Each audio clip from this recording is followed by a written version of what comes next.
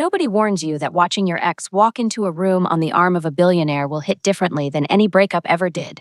Nobody warns you that the man who replaced you will stand frozen in the middle of a ballroom full of Korea's most powerful people, holding his new wife's hand like a man holding a receipt he can no longer return. Nobody warns you, but karma doesn't send advance notice anyway. If you've ever been left by someone who couldn't handle your greatness, this story is for you.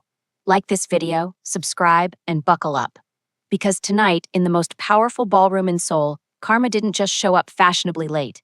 It showed up in black silk. The night Min-ho Choi decided to bring Soo-jin to the Seoul Legacy Gala, he made exactly the kind of decision that looks intelligent from the outside and catastrophic from the inside, the way certain financial investments do, right up until they don't. He had rehearsed his entrance. That was the part nobody would ever know, and the part that made it, in retrospect, almost poetic.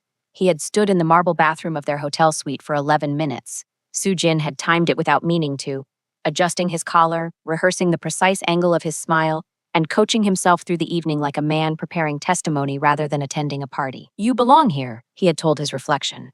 His reflection, to its credit, had not laughed. The Seoul Legacy Gala was the kind of event that printed its guest list in invisible ink and expected you to already know who was coming. No social media coverage, no press at the door. The photographers inside were paid for discretion, not publication. If you needed to be told what the gala was, you were not the kind of person who should be there. And somehow, against every statistical probability, Choi Min-ho had made the list. He had spent 4 years making that list. 4 years of handshakes calibrated to communicate exactly the right amount of confidence. 4 years of dinners where he ordered the second most expensive wine because the most expensive one looked desperate. 4 years of building an investment portfolio designed less around profit and more around proximity, getting close enough to the right people that their gravity eventually pulled him into orbit. It had worked. He was here, and he had Soo-jin on his arm, which completed the picture the way a frame completes a painting, not adding anything to the art itself, but making it presentable for display. Soo-jin was lovely in the way certain hotel lobbies were lovely, tasteful, well-maintained, and deeply unlikely to surprise you. She laughed at the right moments. She asked polite questions. She remembered names with the practiced efficiency of someone who had been trained to be an asset in rooms like this. She was everything Min-ho had quietly decided he needed. He had decided this, of course, after Karen. The ballroom of the Grand Joseon was the kind of space that made regular ceilings feel personally inadequate. Chandeliers hung like frozen waterfalls. The floors were the specific shade of white that communicated people with your salary do not usually walk here. Around the edges of the room, waitstaff moved with the choreographed silence of people paid to be invisible, carrying trays of champagne that cost more per glass than most people's grocery budgets. Min-ho and Soo-jin entered at 8:47. He scanned the room the way he always did, cataloging power, mapping proximity, identifying who was worth approaching and in what order. It was a skill he had developed over years and considered privately one of his better ones.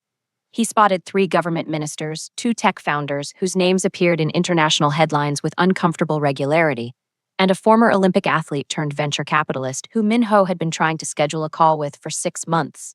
He allowed himself a quiet, internal exhale of satisfaction. This was what arrival felt like. He accepted 2 glasses of champagne from a passing tray, handed one to Soo-jin, and was in the middle of deciding which conversation to interrupt first when the room changed. Not loudly. That was the thing about Karen Osei. She had never needed volume. It was a shift in atmosphere rather than sound, the particular quality of attention that moves through a room when something genuinely worth watching has walked in.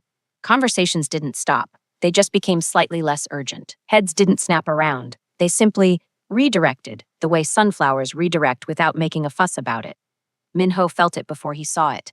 And then he saw it. Karen. She stood at the entrance to the ballroom in black silk that moved like it had made a personal decision to cooperate with her. No elaborate jewelry, no performance. She was speaking quietly to someone beside her, a small smile, a slight tilt of the head, and she looked, with devastating completeness, like a woman who had arrived at the exact place she was supposed to be. She had not looked in his direction. She didn't need to. But it was the man beside her that completed what the room was quietly falling apart over. Tall, unhurried, with the particular stillness of someone who had not been impressed by anything in a very long time and had made peace with that fact. Kang Jae-won. Even Min-ho, who had spent 4 years carefully learning the architecture of Seoul's power, felt the name rearrange something in his chest. Jae-won leaned slightly toward Karen and said something. She laughed. Not the careful, measured laugh Minho had watched her perform at business dinners when she was trying not to outshine him, a real one. The kind that reached her eyes before it reached her mouth. Minho stood completely still in the middle of the most important room he had ever entered, holding a glass of expensive champagne next to the woman he had chosen to complete his image, and felt with sudden and merciless clarity that he had made a catastrophic miscalculation somewhere. The question was simply when. Before we go further, drop a comment right now. Did Minho deserve to walk into that ballroom and see exactly this? Because from where I'm standing, the universe has impeccable timing. Like, subscribe, and comment, and if you think men like Minho deserve everything they walked into tonight, let me know below. Only people who think shrinking a great woman is acceptable won't say a word. Sujin touched his arm. Minho? You've gone quiet. He turned to look at her, her careful smile, her elegant dress, her complete and total unawareness of the small earthquake that had just rearranged his interior geography. I'm fine, he said. He was not fine. He was a man who had just understood, in the span of approximately 45 seconds, that the story he had been telling himself about his own life had a significant factual error in it. But that was a problem for later. Right now, he straightened his collar, adjusted his smile to the rehearsed angle, and decided he would simply avoid Karen for the rest of the evening. It was, as plans went, already failing, because Kang Jae-won had just placed one hand gently at the small of Karen's back, and Karen had looked up at him with the expression of a woman who had stopped performing comfort a long time ago and had simply arrived at it. And the room, in its quiet, moneyed way, had noticed everything. Minho took a long sip of champagne. It did not help. The thing about ballrooms full of billionaires is that everyone is performing something. Some perform humility, the deliberate art of mentioning their private jet only after someone else mentions theirs first. Some perform relevance, laughing a half second after everyone else to confirm they understood the joke. Some perform power by simply standing still and making other people come to them, the way mountains don't chase hikers. Minho had spent 4 years learning to perform belonging. Tonight, for the first time, the performance felt unrehearsed. He moved through the room with Sujin at his side, stopping at the right conversations, deploying the calibrated smile, asking questions that communicated both intelligence and deference in the precise ratio the moment required. He shook hands with a trade minister whose name appeared in parliamentary records more than any other over the last decade. He laughed at a joke made by a tech founder who had not said anything particularly funny, but whose net worth made the laughter automatic. He was doing everything correctly. And yet, his eyes kept finding Karen. Not on purpose. That was what made it worse. It wasn't the dramatic, helpless magnetism of a man still in love. It was something closer to the reflex that makes you press a bruise repeatedly just to confirm it still hurts. She was across the room, moving between conversations the way water moves through a landscape. Not forcing anything, not announcing herself, simply finding the natural path and following it. People came to her. That was the detail that lodged in his chest like a splinter. At the dinners they used to attend together, Minho had worked the room. Karen had simply occupied it. He had always told himself they balanced each other, his networking, her gravitas. He had never fully examined what that framing quietly admitted about the difference between them. He was examining it now. Sujin appeared at his elbow with a fresh glass of champagne and a name she wanted him to confirm, someone she had just spoken to, a connection she thought could be useful. He answered her question. She smiled and drifted back toward the conversation with the practiced ease of someone who had been doing this since childhood. She was good at this room. She was just not extraordinary in it. There was a difference. Minho was only now developing the vocabulary to articulate it. Across the ballroom, Kang Jae-won said something to Karen, and Karen tilted her head in the way she did when something genuinely interested her. Not politely, not performatively, but with the specific attention of a woman whose mind had just been handed something worth turning over. Minho had spent 3 years trying to produce that expression and had managed it perhaps 4 times, 2 of which were probably about financial projections rather than him. Jae-won produced it by existing in her vicinity. Minho took a sip of champagne he didn't taste. The formal program began at 9. A brief address from the gala's founding chair, an elderly man whose family had been moving Korean markets since before half the room was born. He spoke about legacy, about the responsibility of influence, about building things that outlasted the ambition that created them. Minho listened with one ear. The other was occupied with the quiet catastrophe of realizing that a man like Kang Jae-won, who had built one of East Asia's most formidable conglomerates through methods people only discussed in carefully lowered voices, had looked at Karen Ose and decided she was worth standing beside publicly at the most visible event on Seoul's social calendar. Jae-won, who attended this gala every year alone. Jae-won, whose last confirmed public appearance with a woman had been so long ago, it had passed into financial circle mythology. Jae-won, who, and this was the part that found the exact nerve it was looking for, had reviewed Karen's work according to the Whisper network Min-ho had been cultivating for years and called it the clearest strategic thinking he had encountered from any firm, domestic or international. Min-ho had once told Karen her presentations were occasionally a little much. He had meant it as gentle feedback. He understood now, with the delayed comprehension of a man reading a document he should have read years earlier, that it had not landed that way. The address concluded. Applause moved through the room in a polished wave, and then, in the easy quiet that followed, with the room reshuffling into smaller conversations and the orchestra resuming its background presence, Jae-won turned to Karen. He said something. She looked up at him. And with the unhurried certainty of a man who had decided, and Kang Jae-won was, above all else, a man of decisions, he leaned in and kissed her. Not dramatically, not for the room. Just for her, which somehow made it land harder on everyone watching. The ballroom didn't gasp. It didn't need to. It simply held its breath for exactly 1 second. And in that second, 15 different conversations paused, 8 phones were quietly pocketed, and one man standing near the East Bar with a glass of champagne going warm in his hand understood, with the full weight of irreversible clarity, that he had left the wrong woman, and the right man had found her. Soo-jin's hand found his arm again. "Are you all right? You look pale." Min-ho looked at his wife. Then, against every instinct telling him not to, he looked back across the room. Karen was smiling, not at him.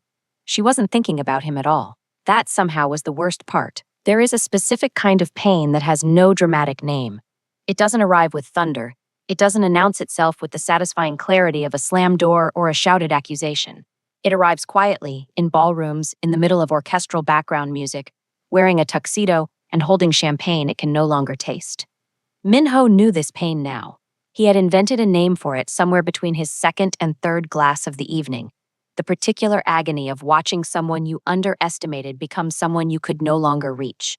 Not because they had changed, but because you were only now seeing them correctly, and correct vision, it turned out, arrived with a brutal no-return policy. He excused himself from Soo-jin with the practiced ease of a man who had spent years managing optics and made his way toward the bar. Not because he needed a drink. He needed 4 feet of space and a surface to lean against while he quietly reconstructed his entire understanding of the last 4 years. The bar was tended by a man with the serene expression of someone who had heard every conversation at this gala for 12 consecutive years and had developed the spiritual composure of a monk because of it. He poured Min-ho a whiskey without being asked, which either meant Min-ho looked like a whiskey situation or the bartender was simply gifted. Both seemed plausible. Min-ho drank. Across the room, Karen was now speaking with a woman Min-ho recognized. Ha Eun-jung, the founder of one of Seoul's most aggressive venture capital firms, known for 2 things: her extraordinary nose for undervalued assets and her complete intolerance for wasted time. She had once ended a pitch meeting after 4 minutes because, as she later told a journalist, the founder apologized for his idea before presenting it, and that was already enough information. Ha Eun-jung did not approach people at galas. She was approaching Karen. Not only approaching, leaning in with the focused attention of someone extracting intelligence from a source they considered premium. Karen was speaking. Ha-eun was nodding with the specific rhythm of someone recalibrating their thinking in real time. Min-ho had sat across from Karen at dinners for 3 years. He had never once thought to bring a notepad. He turned back to his whiskey and made the mistake of examining the memory that had just surfaced. A dinner, 18 months before the end of everything, where Karen had outlined an expansion strategy for her firm over pasta that had gone cold. He had listened with half his attention and directed the other half toward whether the restaurant was the right place to run into a contact he was cultivating. Karen had noticed. She hadn't said anything. She had simply folded the idea back into herself like a letter returned to its envelope, sealed it, and changed the subject to something that required less of her to share. He had been relieved. He understood now that relief had been the sound of a door closing. "You look like a man doing math he doesn't like the answer to." Min-ho turned.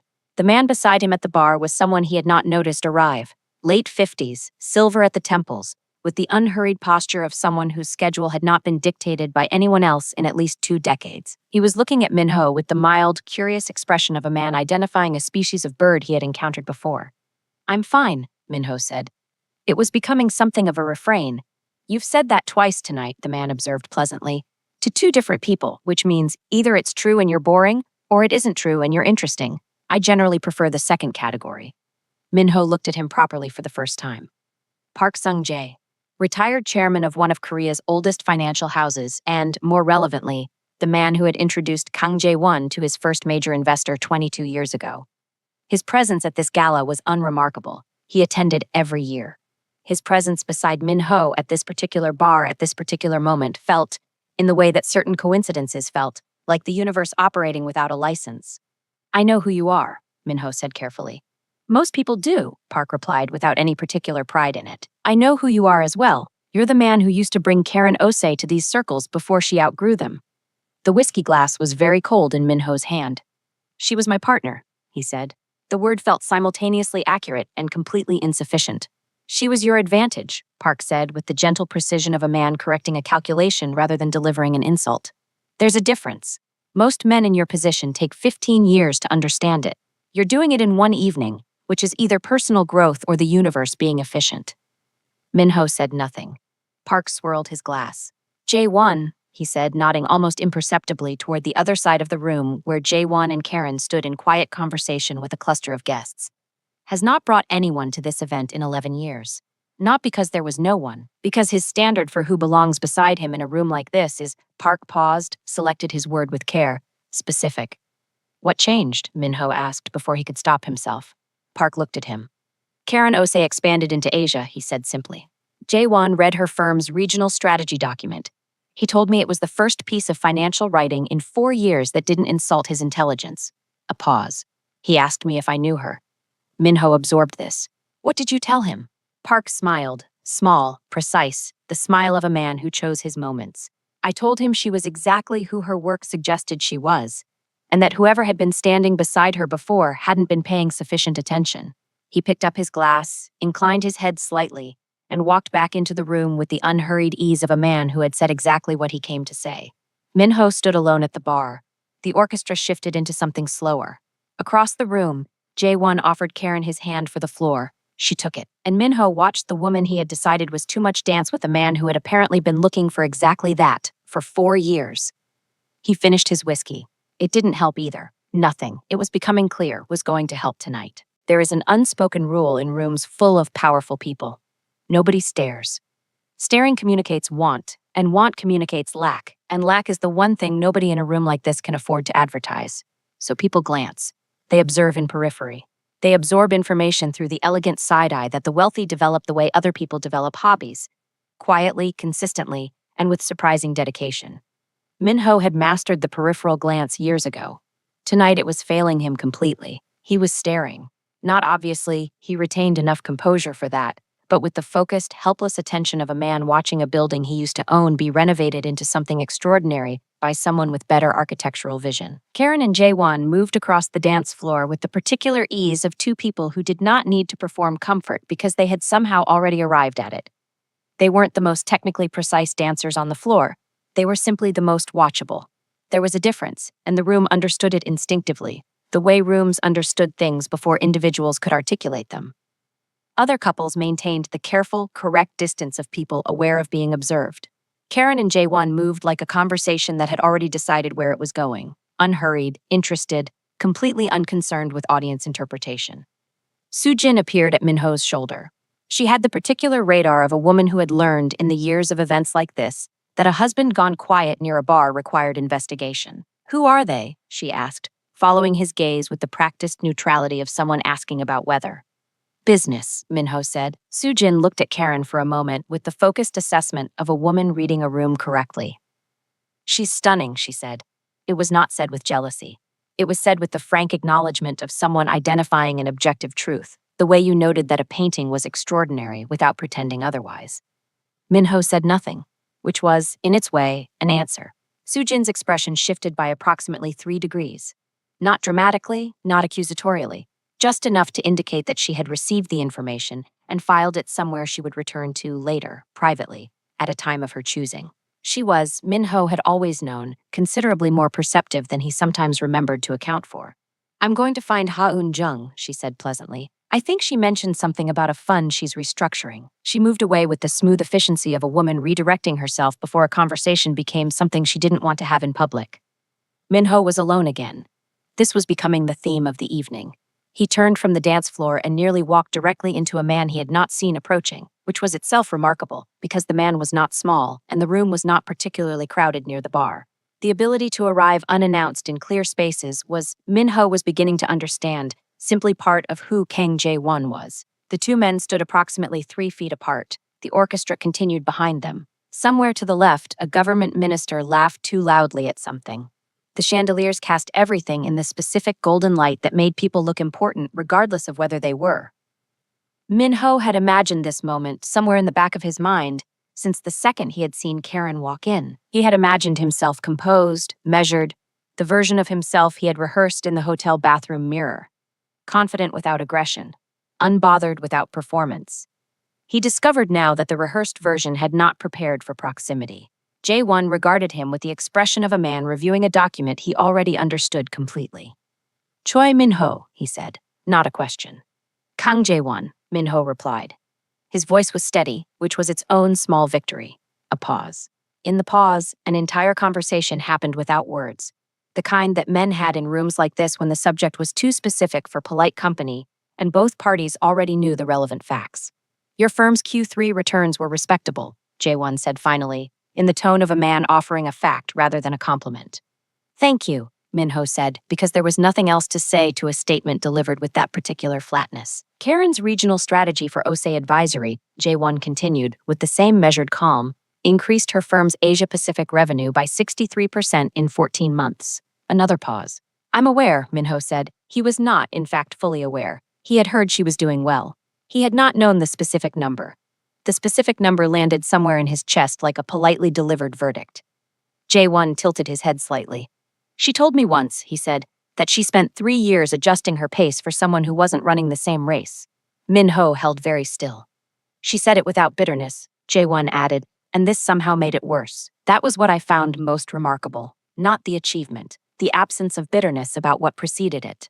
He said this the way he apparently said everything, with the calm of a man delivering observable data rather than commentary. There was no aggression in it. No performance of dominance. It was, in its complete absence of theater, the most devastating thing anyone had said to Min-ho in recent memory. She's extraordinary, Min-ho said. The words came out before he had decided to say them. Jae-won looked at him for a moment. Yes, he said simply, she is. And then, with the unhurried ease of a man whose time was his own and always had been, he inclined his head slightly and walked back toward Karen, who was now at the edge of the dance floor, accepting a glass of champagne from a passing tray, with the relaxed assurance of someone having a genuinely good evening. She did not look up, she did not look across the room, she did not look for Min-ho at all. He stood where Jae-won had left him, in the middle of the ballroom, surrounded by the quiet hum of the most powerful room in Seoul, and understood something that Park Sung-jae had almost said at the bar, but had been too polite to complete. The man who hadn't been paying sufficient attention was him. It had always been him. And Karen Ose had not waited for him to figure that out. She had simply built a life so extraordinary that figuring it out became someone else's problem entirely. His. Specifically, devastatingly, irreversibly his. Grief, Karen had learned, was not always about loss. Sometimes it was about revision, the quiet, unglamorous work of going back through a story you thought you understood and finding that you had been reading it wrong, that the villain was different than you named, that the wound was deeper than you measured, that the woman you thought was falling apart was actually, in the most inconvenient and necessary way, falling together. She had done that work. 18 months of it, mostly alone, occasionally with her therapist, once memorably with her mother, who had listened to the entire account of the Tuesday kitchen incident with the focused silence of a woman assembling evidence, and then said, with the complete calm of someone who had seen this coming from a considerable distance, Karen, baby. A man who is comfortable is a man who is coasting, and you were never a woman built for someone else's comfort. Her mother had then made tea and changed the subject to a neighbor's renovation, because wisdom in her family was delivered and then immediately normalized, like a correct answer on a test that you were expected to simply move forward from. Karen had moved forward. Tonight was not a step backward. Tonight was simply geography. She stood near the floor-to-ceiling windows at the east side of the ballroom, champagne in hand, watching Seoul's skyline do what it always did, perform its own extraordinary ambition in 10,000 lit windows stacked against the dark. She had always loved this city for that. It didn't apologize for its scale. It simply existed at full volume and expected you to adjust. She understood that impulse completely. You've gone quiet, Jae-won said, arriving beside her with the wordless ease that she had come to associate with him, No announcement, no performance of arrival, simply a presence that settled rather than landed. "I'm thinking," she said. "About?" She considered the honest answer for exactly 1 second, which was, she had learned the precise amount of time J1 allowed before he knew you were editing yourself. "Minho is here," she said. "I know. You spoke to him. Briefly." She looked at him. J1 had a face that had been trained by decades of high-stakes negotiation into a surface that revealed only what he decided to reveal, which was generally very little. But Karen had developed over 6 months of boardrooms and dinners and one very long flight to Nairobi during which they had talked for 4 hours without either of them fully acknowledging that it was extraordinary. She had developed a reading of him that existed underneath the surface. He was not unbothered by the encounter. He was managed about it, which was different. "What did you say to him?" she asked. "Nothing untrue," J1 replied. Karen almost smiled. "That's not an answer." "It's a complete answer," he said. "It simply doesn't include everything." She let it sit. Outside, Seoul continued its indifferent luminance. "I spent a long time," Karen said, "being angry at myself for not seeing it sooner. The way it was going, the direction of it." She paused. "I'm quite good at reading patterns professionally. I build entire strategies around identifying drift before it becomes damage. And I missed it completely in my own life." J1 said nothing. He had the particular gift, rare in Karen's experience and rarer still in powerful men, of understanding when silence was the most useful thing he could offer. "My therapist told me that we extend grace to people we love that we would never extend to a balance sheet," Karen continued, "that we see what we want to see when the alternative is something we're not ready to name." "That's accurate," J1 said. "It's also expensive," Karen replied. He did smile then, small and precise and real. "Yes," he agreed, "it is." She turned back to the skyline. The thing she had not said, the thing she had been carrying quietly since they walked into the ballroom, and she had felt, not with drama but with the dull, reliable accuracy of old weather, the precise moment Minho had seen her, was this: she did not want him back.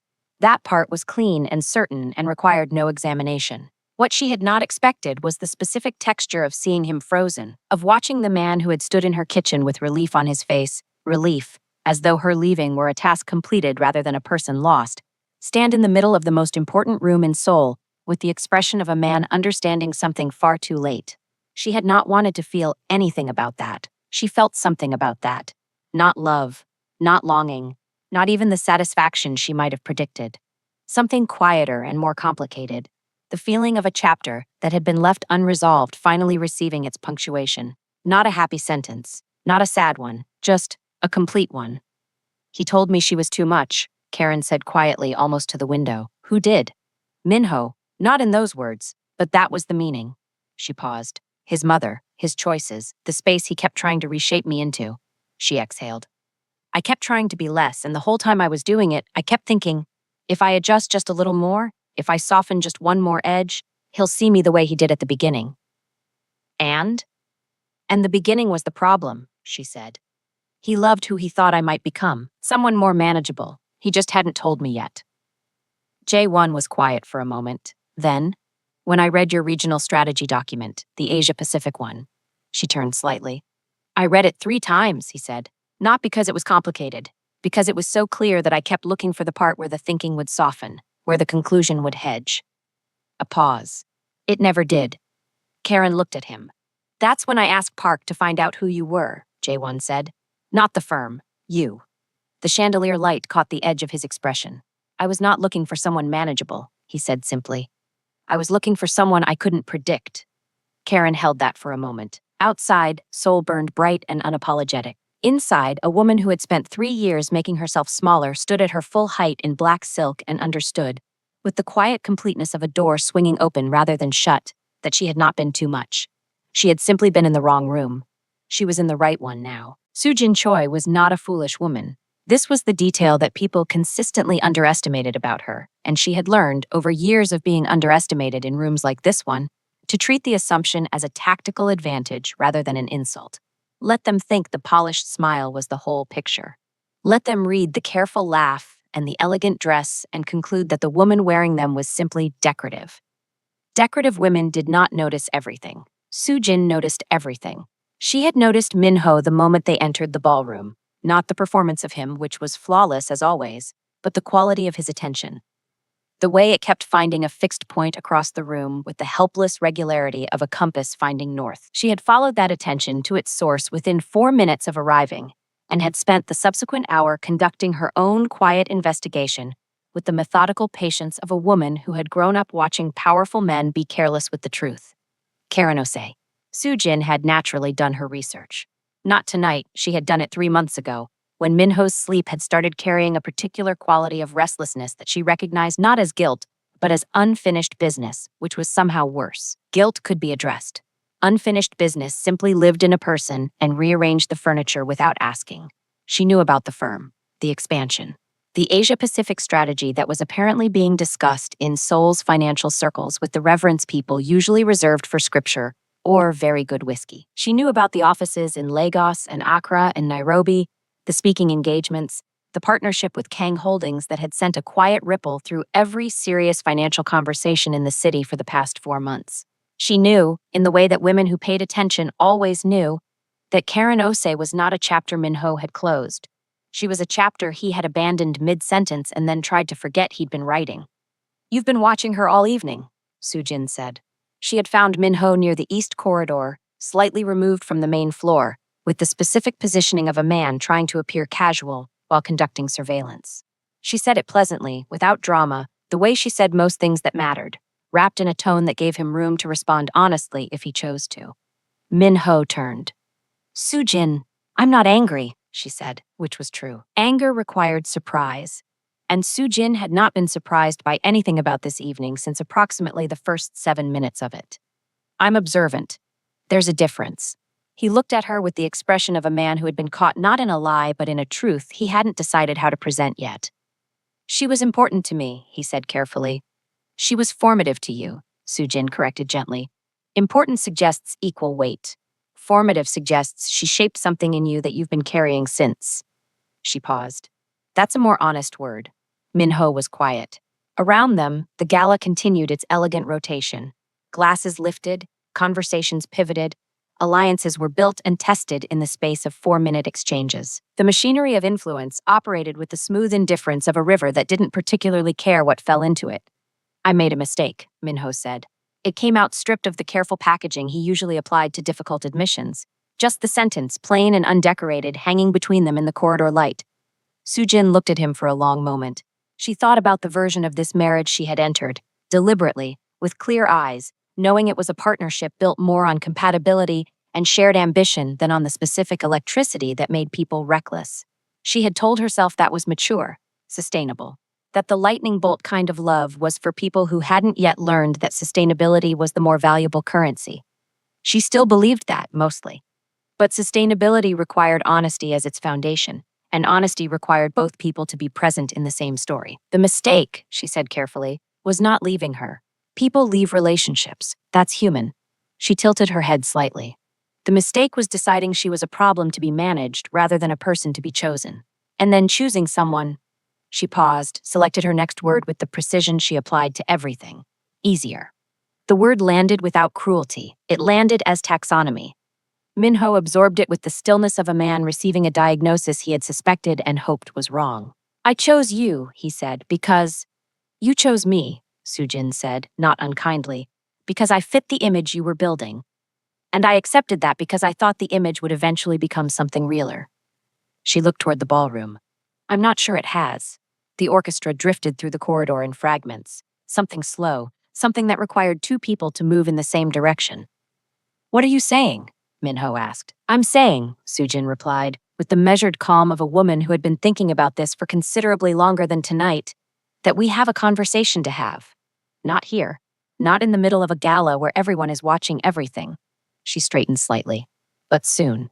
She looked at him one more time, not with the rehearsed pleasantness she wore for rooms like this, but with the direct, unfiltered gaze of a woman who was finished performing her own smallness. "She's not the problem, Minho," she said quietly. "She was never the problem. You are." Then she walked back into the ballroom, spine straight, smile back in its practiced position, and left Minho standing in the corridor with the specific loneliness of a man who had carefully constructed a life and was only now reading the architectural drawings clearly enough to see where the foundation had cracked. Inside, the room continued. Karen laughed at something Jae-won said. Haun-jung was writing something in her phone, an action in this room that meant either dismissal or investment, and her expression suggested the latter. Three separate people had approached Karen's orbit in the last 20 minutes and been absorbed into it naturally, the way talented people always attracted other talented people, not through performance, but through the simple gravity of being genuinely, undeniably worth being near. Minho watched from the edge. He had spent 4 years building his way into this room. Karen had simply become someone this room needed. He understood now, with the complete and merciless clarity that only arrived when it was no longer useful, that there was a difference, that the difference was everything, and that some distances once created did not close. They simply became the space you lived in and learned, slowly and without much grace, to call your life. The Seoul Legacy Gala ended at midnight. Not because anyone ran out of things to say or deals to suggest or alliances to quietly restructure over the last of the champagne.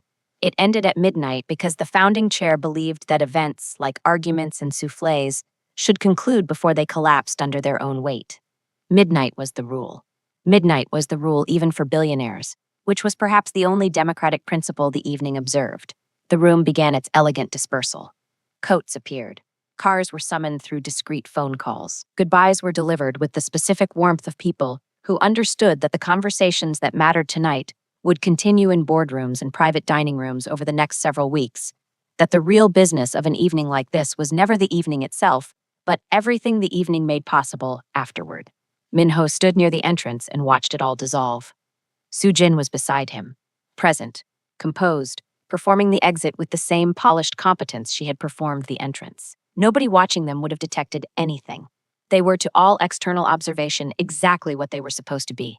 Minho knew what they were supposed to be. He was no longer certain it was enough. That was Soo-jin's contribution to the evening, delivered quietly in a corridor while the orchestra played. The particular gift of an honest mirror at a moment when he had been trying very hard to avoid reflective surfaces. She had not been cruel. She had simply been accurate. And accuracy, delivered by someone with no reason to lie to you, had a weight that cruelty never quite managed. He watched the room empty. He watched Ha-eun-jung exchange cards with Karen, with the focused energy of someone finalizing a decision they had made 20 minutes earlier and were now simply executing.